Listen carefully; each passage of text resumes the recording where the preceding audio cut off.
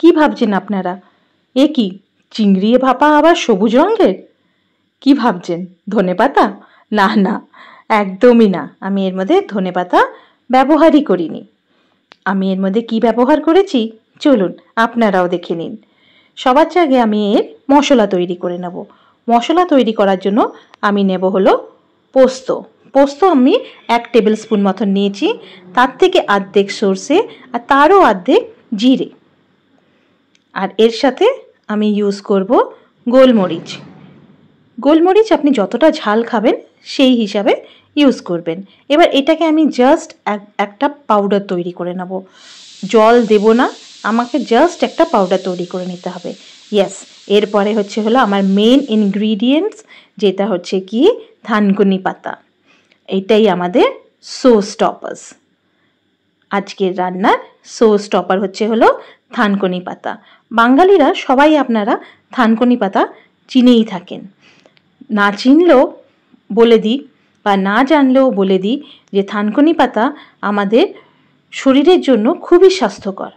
এটা আমাদের পেটকেও খুব ভালো রাখে এবং আমাদের লিভারকেও পরিষ্কার করে, যার জন্য থানকুনি পাতা আমাদের ডায়েটেতে অবশ্যই আমাদের ইউজ করা উচিত।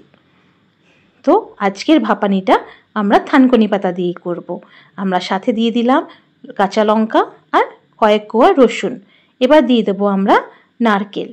এই মশলাটা পুরোপুরি অন্যরকম। আমাদের এটা চিরাচরিত্র ভাপানির থেকে একটু আলাদা। ভাপানি হলেও এটা স্বাদটা পুরোটাই আলাদা। এই দেখুন, আমি এটাকে ভালোভাবে পেস্ট করে নিয়েছি। সবগুলো জিনিসকে আমি ভালো করে পেস্ট করে নিয়েছি। এবার পালা আমাদের ভাপানির, যার জন্য আমাকে নিয়ে নিতে হবে একটা টিফিন বক্স। আর এর মধ্যে সবার চেয়ে আগে আমি এই মশলাটাকে ট্রান্সফার করে দেব। মিক্সির থেকে বের করে পুরো মশলাটাকে এর মধ্যে দিয়ে দেব। এই যে একটা কি সুন্দর যে একটা সুগন্ধ বেরোচ্ছে, এই যে থানকুনি পাতা, তারপরে পোস্ত, গোলমরিচ, আপনারা যদি না এখানে নিজের থেকে বানান আপনারা কিছু বুঝতেই পারবেন না। আমি এর মধ্যে নুনও দিয়ে দিলাম। স্বাদ মতন নুন দেবেন। নুন আমি একটু কম দিলাম, কেননা আমি এই যে চিংড়ি মাছটাকে যখন ধুয়ে রেখেছিলাম তখন আমি নুন হলুদ মাখিয়ে রেখেছিলাম, তাই আমি এটার মধ্যে একটুখানি নুন কম করেই দিলাম। এবার চিংড়ি মাছটাকে মশলার মধ্যে দিয়ে দেবো। আর এখন এর মধ্যে আমি ঢেলে দেবো কাঁচা সর্ষের তেল। বাঙালি রান্নার সর্ষে তেল ছাড়া তো আমরা ভাবতেই পারি না। আর এখন ভালো করে চটকে চটকে সবগুলোকে মিক্স করে দেবো, যাতে কি প্রত্যেকটা যে চিংড়ি মাছ আছে মশলার সাথে ভালো করে যেন কোট হয়ে যায়। এরপরে একটুখানি আমরা দিয়ে দেবো এর মধ্যে চিনি। বাঙালি রান্না তো বুঝতেই পাচ্ছেন। তখন চিনি দিয়ে এটাকে আবার থেকে একটুখানি নেড়ে চেড়ে দেবো। উপর থেকে আবার কাঁচা তেল ছড়িয়ে দেবো, কাঁচা সর্ষে তেল। এই যে ফ্লেভারটা সর্ষে তেলের, এই ঝাঁঝটা, এইটা ছাড়া তো ভাপানি চিন্তাই করা যায় না। সাথে আমি দুটো কাঁচা লঙ্কাও দিয়ে দিলাম। এই কাঁচা লঙ্কার ফ্লেভারটাও তো আমাদের চাই।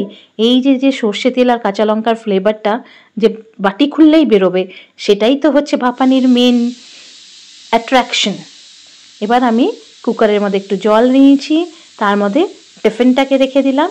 এরপরে আমি এটাকে কুকারটাকে ঢাকনাটাকে বন্ধ করে 2 হুইসেল পর্যন্ত এটাকে কুক করে নেব। আপনার যদি কুকার বড় থাকে আপনারা অবশ্যই একটা স্ট্যান্ড লাগিয়ে তারপরে বসাবেন। আমার কুকারটার মধ্যে এই টিফিনটাতে স্ট্যান্ড লাগালে হবে না বলে আমি ডাইরেক্ট বসিয়েছি। তো ডাইরেক্ট আমি জলটা কম নিয়েছি, কিছু হবে না। এই দেখুন আমার তো তৈরি হয়েই গেছে। আমার ভাপানি 2 সিটি হয়েই গেছে। 2 সিটি হওয়ার পরে আমি এই যে টিফিনটাকে বের করে নিলাম, খুলেও দিলাম। দেখুন একটুও জল ঢোকেনি ভেতরে।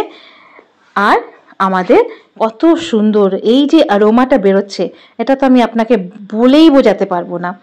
আপনারা অবশ্যই একবার ট্রাই করুন, তাহলেই এই জিনিসটাকে, এই যে একটা যে ঝাঁঝ, একটা যে থানকুনি পাতার যে একটা গন্ধ, কি সুন্দর যে একটা ফ্লেভার, সেটা আপনি না বানালে তো বুঝতেই পারবেন না। এরপরে এই দেখুন বাঙালিদের খাওয়ার ভাত হয়ে গেল। আর ভাতের সাথে থানকুনি পাতার আর চিংড়ি মাছের ভাপা। এই থানকুনি বাটা আমরা সবাই খেয়ে থাকি, কিন্তু থানকুনি পাতা দিয়ে চিংড়ি ভাপা একবার খেয়ে দেখুন, কি যে অমৃত লাগবে আপনার, আপনারা না খেলে বুঝতেই পারবেন না। এই যে টেস্ট, এটা যতক্ষণ আপনারা নিজেরা না বানিয়ে খাবেন ততক্ষণ আমি আপনাকে বলে বোঝাতে পারবো না। তো আপনাদেরকে এইটাই বলবো, আপনারাও বানান, এনজয় করুন, পুরো পরিবারকে খাওয়ান। আর আমার ভিডিওটা যদি ভালো লাগে লাইক করবেন, শেয়ার করবেন, সাবস্ক্রাইব করবেন।